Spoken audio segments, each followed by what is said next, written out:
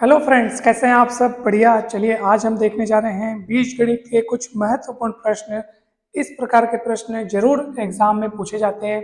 तो चलिए हम पढ़ते हैं। सबसे पहला प्रश्न दिया है, यदि x प्लस 1/x बराबर 2, तो हमें ज्ञात करना है एक्स स्क्वायर प्लस 1/x² का मान। तो चलिए सबसे पहले आप ये देखिए कि आपको जो दिया गया है, क्या दिया है आपको? x प्लस 1/x दिया है। कितना दिया है? 2 दिया है। ठीक है, आप एक काम करो, दोनों पक्षों में वर्ग करो।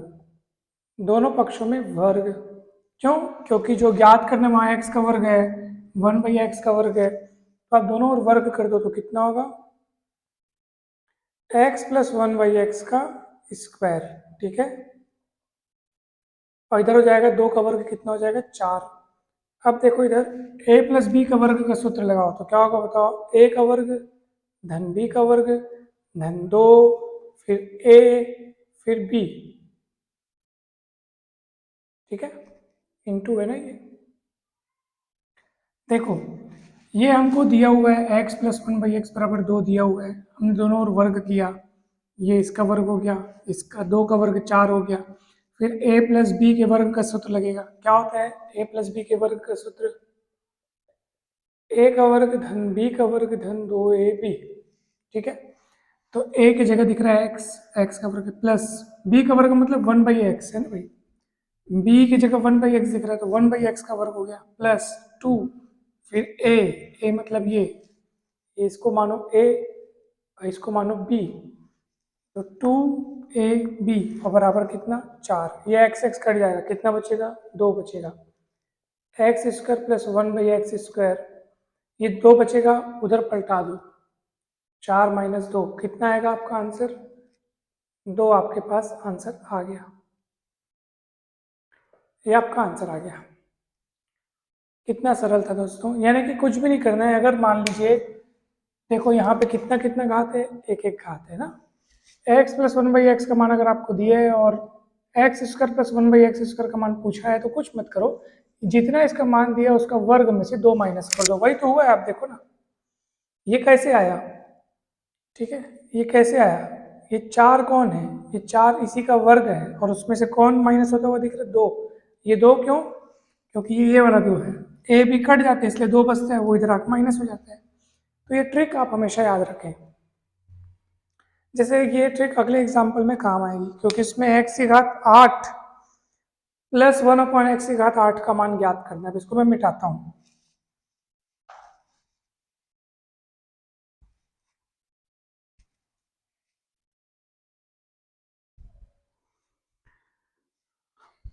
इसमें दिया है दूसरे सॉल्यूशन में, हमको पहले दिया क्या है? x प्लस 1/x बराबर 3।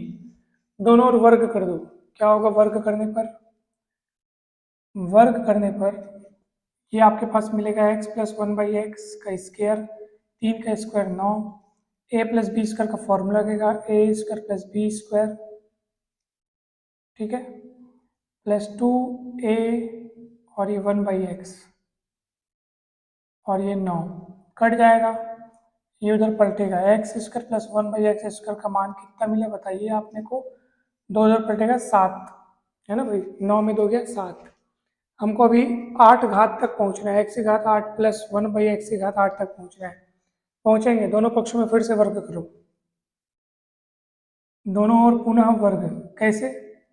अब यहाँ वर्ग किए तो आप 2 घात तक पहुंचे हो, एक बार और वर्ग करोगे तो 2 का वर्ग 4 होता है, 4 घात में पहुंचोगे। फिर एक बार और वर्ग करोगे तब आप 8 घात में पहुंचोगे। तो दोनों ओर पुनः वर्ग करने पर, चलिए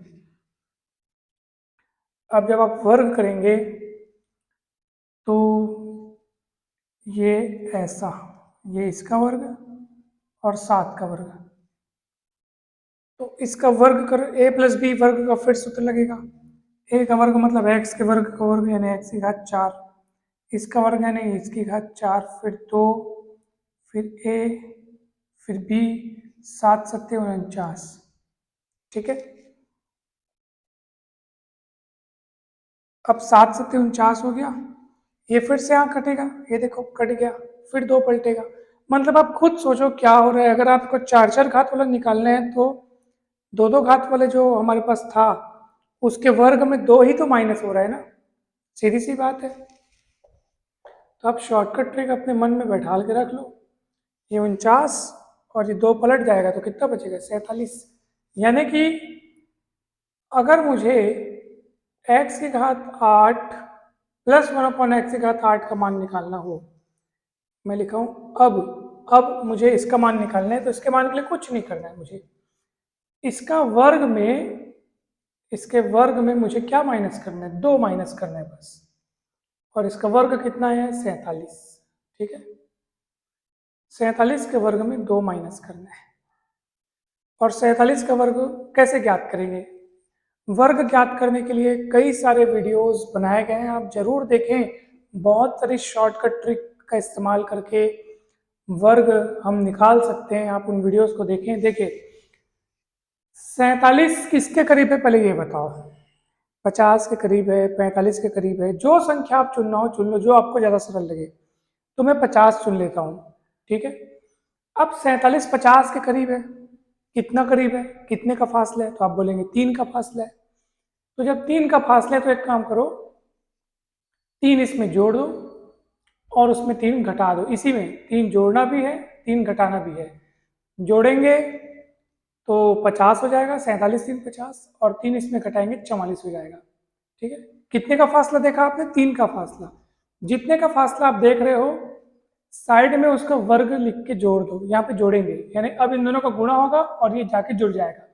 50 गुणित 44, फटाफट ये काम, बहुत देखो समझ रहे करके समय लग रहा है, जब आप इस चीज को समझ जाएंगे ना तो ये बहुत सरल है। गुणा करो, चलो 44 गुणित 50, तो 5 चौक 20, हासिल है 2, 5 चौक 20 2 22, और ये शून्य 2200 आया, प्लस 3 दिया 9, यानी टोटल इसका वर्ग आ गया 2209, माइनस 2 करोगे तो 2207। ये आपका आंसर आ गया, यही पूछा था। तो आप लोग देखो यहाँ पे, जिस संख्या का वर्ग पता करना है, जिस 47 का वर्ग पता करना है ना, तो 47 का आसपास संख्या खोजो।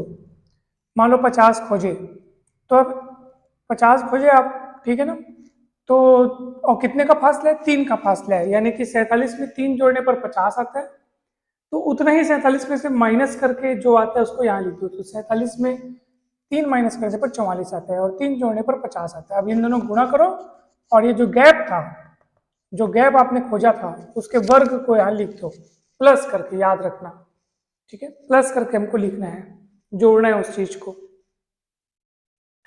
गैप चाहे कुछ भी लो आप, यहाँ पे उस संख्या को वर्ग करके लिखना है, उस संख्या को केवल अंक के रूप में लिखना है, और सामने प्लस लगा देना है।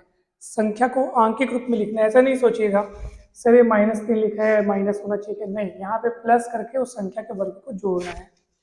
ठीक है, हमेशा वहाँ प्लस है, हमेशा यहाँ पे प्लस ही होगा, जो भी गैप आएगा उसको आप धनात्मक रूप में लिखेंगे। ठीक है, उस संख्या का धनात्मक रूप लिख करके उसका वर्ग करके सामने प्लस चिन्ह लगा करके इन दोनों के गुणे में जोड़ना ही है। ठीक है, तो ये देखो उसका आंसर आ गया। और तीसरा सवाल अब हम सॉल्व करते हैं। अब मैं इसको मिटा देता हूँ, काफी सरल था ये तो।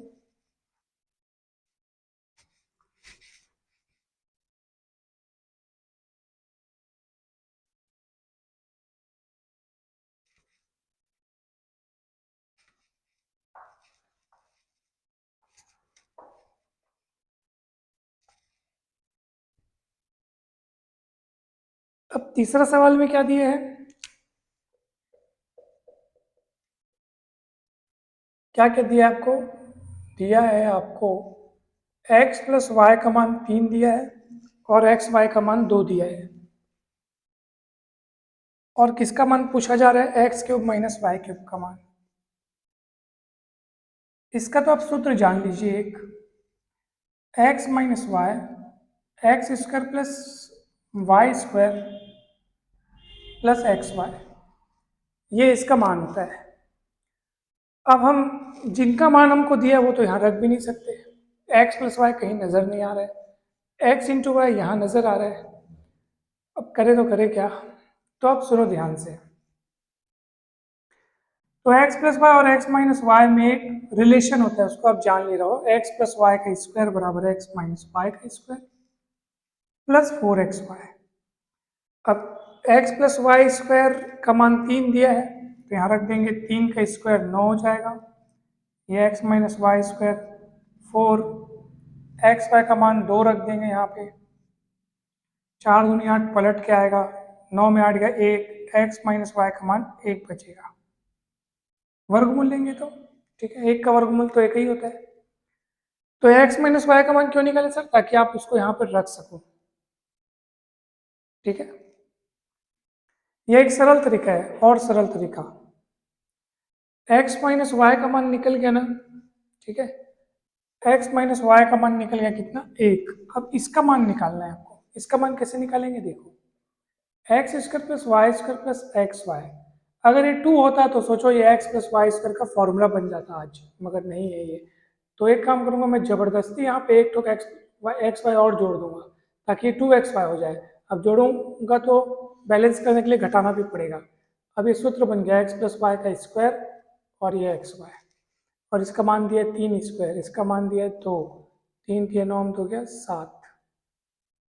तो इस चीज का मान आ गया 7, इसका मान 7 और इसका मान 1 रख दो, तो x cube minus Y cube का मान कितना मिलेगा? 1 गुणित 7 बराबर 7। देखो कितना सरल था ये, और आपका आंसर भी आ गया, ठीक है। कितना सरल था ये, आपका आंसर भी आ गया 7। हमको ये वाला सूत्र लगाया ताकि हम x माइनस वाई का मान निकाल करके यहाँ रख सकें, और इसका मान निकाले तो हमने देखा कि ये तो x square plus Y square plus x y है, 2xy नहीं है, तो 2xy लाने के लिए एक xy जोड़ दिया और बैलेंस करने के लिए माइनस भी कर दिया। यहाँ से यहाँ तक सूत्र बन गया, ये xy हो गया, 3, इसका मान 3 है, रख दिया 3 स्क्वायर माइनस 2, 7 हो गया। अब इस पूरे का मान 7 और इसका मान 1, 7 1 कम 7, आंसर आ गया। और एक जो तरीका था वो ये था कि जब x प्लस वाई बराबर 3 है